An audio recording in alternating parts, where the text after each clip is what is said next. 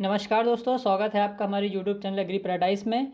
और आज हम आपके सामने फिर से हाजिर हुए हैं बहुत ही मज़ेदार क्वेश्चंस के साथ जो आपके बीएचयू और यूपी कैडेट जैसे एंट्रेंस एग्जाम में पूछे जा चुके हैं। तो शुरू करते हैं आज का अपना सेशन। पहला क्वेश्चन यहाँ पे देखिए, कह रहा है कि रेशम कीट पालन को कहते हैं। तो रेशम कीट जो पालन होता है उसको हम सेरीकल्चर बोलते हैं, याद रखिएगा दोस्तों, सेरीकल्चर। और वहीं बात करें एपीकल्चर, तो इसको क्या बोलते हैं? मधुमक्खी पालन। ठीक है, ये कुछ चीज़ें आपको याद करने वाली हैं, तो आपको याद करना पड़ेगा मधुमक्खी पालन। दूसरी तरफ हॉर्टिकल्चर आप जानते ही होंगे किसको कहते हैं। और बात रही अगर पिसीकल्चर की, तो इसको मत्स्य पालन बोलते हैं, मतलब मछली पालन। ठीक है, तो ये चीज़ आप याद रखिएगा।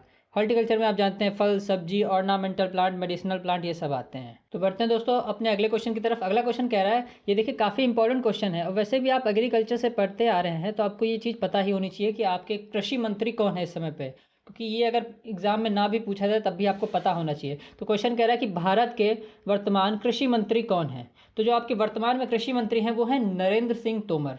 और वहीं बात करें आप यूपी कैडेट की तैयारी कर रहे हैं तो आपको ये भी पता होना चाहिए कि यूपी में कृषि मंत्री इस समय पे कौन है। तो यूपी की अगर बात करें तो वो हैं सूर्य प्रताप शाही। आपको ये दो चीज़ें याद रखनी है। अगर पूछा जाए भारत के वर्तमान में कृषि मंत्री कौन है, तो वो है नरेंद्र सिंह तोमर, जैसा कि आप यहाँ पे उनकी फ़ोटो में देख पा रहे हैं। और अगर बात करें उत्तर प्रदेश की, तो उत्तर प्रदेश में कौन है कृषि मंत्री? वो हैं सूर्य प्रताप शाही। तो ये दो चीज़ें काफ़ी इंपॉर्टेंट थी, आपको पता भी होनी चाहिए, क्योंकि ये जनरल चीज़ें होती हैं। अब बढ़ते हैं अगले क्वेश्चन की तरफ। अगला क्वेश्चन देखिए, ये भी इंपॉर्टेंट है काफ़ी। कह रहा है कि केंद्रीय आलू अनुसंधान केंद्र कहाँ पे स्थित है, जिसको हम लोग CPRI भी शॉर्ट फॉर्म में बोल देते हैं। तो ये तो आपको पता होना चाहिए। वैसे ये शिमला में स्थित है। शिमला में दोस्तों एक जगह है जिसका नाम है कुफरी। कुफरी में क्या है, इस केंद्रीय आलू अनुसंधान केंद्र का एक स्टेशन है। तो वहाँ से जो भी वैरायटी नई निकलती है या जो भी किस्म नई बनाई जाती है उसके आगे कुफरी लगा होता है। जैसे आपने नाम सुना होगा दोस्तों, कुफरी चिप्सोना, ठीक है, कुफरी शक्तिमान, ऐसे ही सुना होगा आपने कुफरी अलंकार। तो इसका नाम इसलिए रखा जाता है क्योंकि वो कुफरी एक शिमला में जगह है जहाँ पे क्या है, आलू अनुसंधान केंद्र का एक स्टेशन है जहाँ से अगर कोई वैरायटी बनाई जाती है तो उसके नाम के आगे कुफरी जोड़ दिया जाता है। तो उसके नाम क्या बन जाता है? जैसे कुफरी चिप्सोना, अलंकार, शक्तिमान, ये सब वहीं से निकली हुई हैं। कहाँ से? कुफरी, शिमला से। अब बढ़ते हैं अपने अगले क्वेश्चन की तरफ। अगला क्वेश्चन देखिए दोस्तों, काफ़ी कठिन है और ये 2 बार पूछा जा चुका है, जैसे यहाँ पे लिखा है BHU 2017 में और 2015 में भी। लेकिन ये थोड़ा बॉटनी से रिलेटेड है तो कठिन भी है। कह रहा है कि ग्लाइकोलिसिस और क्रेब्स चक्र के बीच की कड़ी है। अब ये देखिए दोस्तों, चक्र काफ़ी बड़े बड़े होते हैं, इस वीडियो में समझाना तो मुश्किल है, लेकिन इनसे जो क्वेश्चन पूछे जाते हैं वो मैं जरूर बता सकता हूँ। जैसे कि आप ये फोटो देख पा रहे हैं, काफ़ी बड़े बड़े हैं। ये है ग्लाइकोलिसिस और ये है आपका क्रेब्स चक्र। तो मैं आपको दोनों चीज़ें बता दूंगा कि इससे क्या क्या मेन क्वेश्चन आपके बनते हैं। तो कह रहा है कि ग्लाइकोलिसिस और क्रेब्स चक्र के बीच की जो कड़ी है उसको हम लोग बोलते हैं एसिटिल को एंजाइम ए। थोड़ा याद करने में आपको कठिन रहेगा, लेकिन याद करना पड़ेगा क्योंकि ये 2 बार क्वेश्चन पूछा जा चुका है और इस साल भी इसके पूछे जाने के काफी ज्यादा आसार है। अब यहाँ से और क्वेश्चन क्या बन सकते हैं? जो क्रेब्स चक्र होता है आपका, वो कहाँ पे चलता है? तो आपको ये बताना है माइटोकॉन्ड्रिया में चलता है। कहाँ पे? माइटोकॉन्ड्रिया में। और दूसरी जगह की बात करें ग्लाइकोलिसिस, तो ग्लाइकोलिसिस आपका चलता है कोशिका द्रव में, जिसको हम लोग साइटोप्लाज्म भी बोलते हैं। कहाँ चलता है? कोशिका द्रव में। और अगर ज्यादा आपसे डीप में पूछेगा तो पूछ लेगा कि क्रेब्स चक्र जो होता है वो माइटोकॉन्ड्रिया के किस भाग में चलता है, तो आपको याद रखना है मैट्रिक्स में चलता है वो। ठीक है, मैट्रिक्स में। और पूछा जाए माइटोकॉन्ड्रिया में चलता है। ये 2 चीज़ें मैंने आपको बता दी जो मेन पूछा जा सकती हैं आपसे। और एक और क्वेश्चन कभी कभी पूछ लेते हैं कि ग्लाइकोलिसिस की जो प्रोसेस होती है, जो चक्र होता है ग्लाइकोलिसिस का, उसका अंतिम उत्पाद कौन सा होता है? तो उसका अंतिम उत्पाद दोस्तों पायरूवेट होता है। तो ये कुछ कठिन क्वेश्चन था, लेकिन पूछे जाने के ज़्यादा आसार हैं इसके, इसीलिए मैंने आपको सारे बता दिए। तो 4-5 क्वेश्चन यहाँ से बन सकते थे। या तो पूछ लेंगे कि इनके बीच की कड़ी क्या है, ये सबसे ज़्यादा इंपॉर्टेंट है। कड़ी वाले क्वेश्चन दोस्तों अक्सर आ जाते हैं। जैसे पूछ सकते हैं सजीव और निर्जीव के बीच की कड़ी किसको बोलते हैं? तो वो विषाणु को बोलते हैं। आपको याद रखना है ये कि सजीव और निर्जीव के बीच की कड़ी कौन सी होती है? विषाणु। ऐसे ही ग्लाइकोलिसिस और क्रेब्स चक्र के बीच की कड़ी को बोलते हैं एसिटिल को एंजाइम। ये काफ़ी बार पूछा गया हुआ क्वेश्चन है।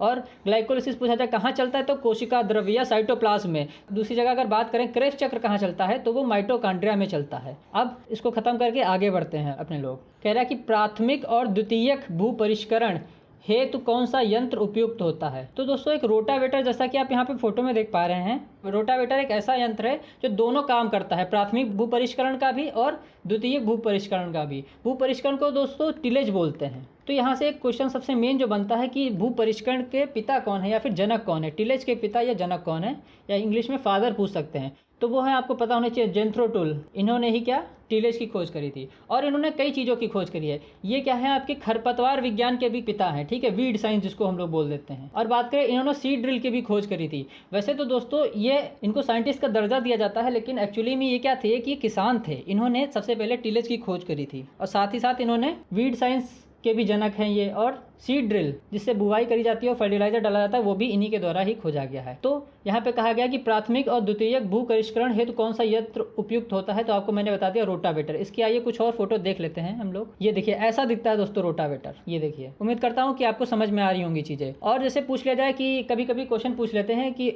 एग्जाम्पल में आपको 4 ऑप्शन दे देंगे और कह देंगे कि इसमें से बताइए कौन सा प्राथमिक भू परिष्करण यंत्र है। तो आपको याद रखना है जितने प्रकार के भी हल होते हैं वो सब आते हैं प्राथमिक में, और जो हैरो और कल्टीवेटर होते हैं वो आते हैं द्वितीयक भू परिष्करण में। तो ये क्वेश्चंस यहाँ से बन सकते थे, मैंने आपको सारे एक्सप्लेन कर दिए हैं। अब आगे की तरफ देखते हैं। अगला क्वेश्चन कह रहा है कि हरी मिर्च में कौन सा विटामिन पाया जाता है। इसको याद करने की सबसे सरल ट्रिक मैं आपको दोस्तों बताऊंगा। वैसे तो विटामिन सी पाया जाता है।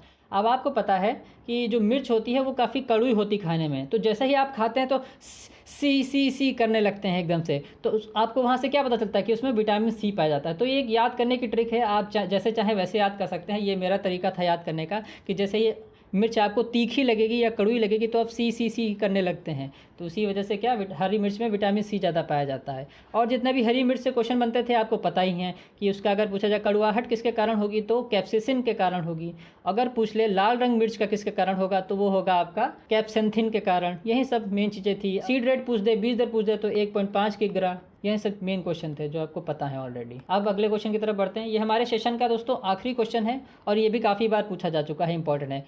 क्योंकि कभी कभी क्या होता है दोस्तों, जो केंद्रीय अनुसंधान केंद्र होते हैं उनसे कभी कभी 1 या 2 क्वेश्चन जरूर पूछ लेते हैं। तो आपको लगभग सारे पता होना चाहिए, जैसे केले का कहाँ पे है, तंबाकू का कहाँ है, और एक जैसे NDRI है वो करनाल में है। ऐसे सब क्वेश्चन आपको पता होना चाहिए। आलू का आपको पता ही है कहाँ पे है, शिमला में, आज ही मैंने बताया है। ऐसे कह रहा है कि जो केंद्रीय तंबाकू अनुसंधान केंद्र है वो कहाँ पे है। इसको अगर शॉर्ट फॉर्म में लिखें तो CTRI लिखते हैं हम लोग, सेंट्रल टोबैको रिसर्च इंस्टीट्यूट, केंद्रीय तंबाकू अनुसंधान केंद्र ये कहते हैं इसको। तो ये है आपका राजमुंद्री में। कभी कभी दोस्तों वो एग्जामिनर क्या करते हैं, जो पेपर बनाते हैं वो राजमुंद्री ना लिख के यहाँ पे आंध्र प्रदेश लिख देते हैं। क्या लिख देते हैं? आंध्र प्रदेश। तो वो भी आपको याद रखना है क्योंकि ये राजमुंद्री एक जगह है आंध्र प्रदेश में, वहीं पर ये अनुसंधान केंद्र है। तो उम्मीद करता हूँ आपको आज का सेशन पसंद आया होगा। अगर वीडियो अच्छी लगी हो तो आप लाइक करिए। ऐसे ही आपके समझ मज़ेदार सेशन लाते रहेंगे। धन्यवाद।